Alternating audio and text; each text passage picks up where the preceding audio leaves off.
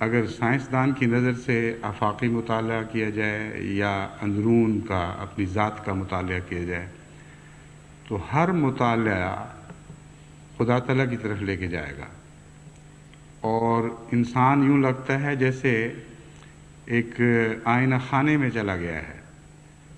آئینہ خانے میں تو ایسا نظارہ ہوتا ہے کہ جدھر دیکھے انسان ادھر خود ہی دکھائی دیتا ہے اپنے آپ کو، یعنی اپنی صورت ہی دکھائی دیتی ہے۔ مگر یہ عرفان کا آئینہ خانہ وہ ہے جس میں ہر طرف خدا دکھائی دینے لگتا ہے۔ لیکن یہ بھی نظارہ جیسا کہ میں نے بیان کیا ہے ابھی نسبتاً سطحی ہے۔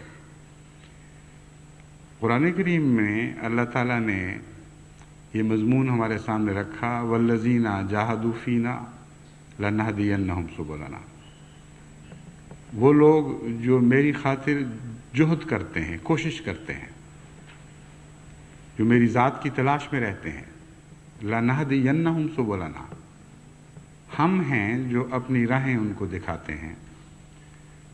پس محض جہد سے جو نظارے دکھائی دیتے ہیں اسے لقاء نہیں کہا جا سکتا۔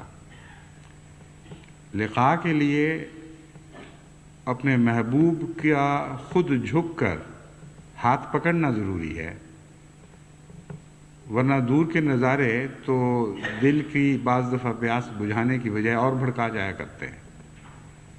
بس لقاء سے مراد نظارہ نہیں ہے، لقاء سے مراد تعلق ہے، پیار اور وہ محبت کا تعلق جو پہلی لقاء، جو نظارے کی لقاء ہے، اس کے بعد حاصل ہوا کرتا ہے۔ اور اس پہلو سے خدا تعالیٰ کا نظارہ اپنے وجود میں انسان دیکھ بھی سکتا ہے اور نہیں بھی دیکھ سکتا۔ یہ اور طرح کا نظارہ ہے جس کا میں تفصیل سے مختصر کرنے کی کوشش کروں گا، مگر نسبتاً تفصیل سے بیان بھی کروں گا۔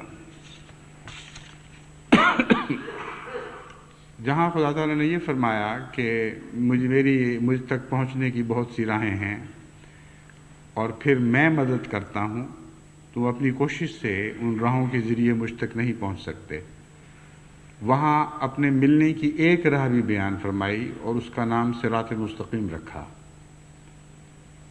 چنانچہ جہاں فرمایا لنہدینہم سبلنا، ہم اپنی راہوں کی طرف ان کو ہدایت دیتے ہیں، وہاں یہ دعا سکھلا دی کہ ربنا اہدنا الصراط المستقیم، کہ اے خدا ہمیں صراط مستقیم کی راہ دکھا۔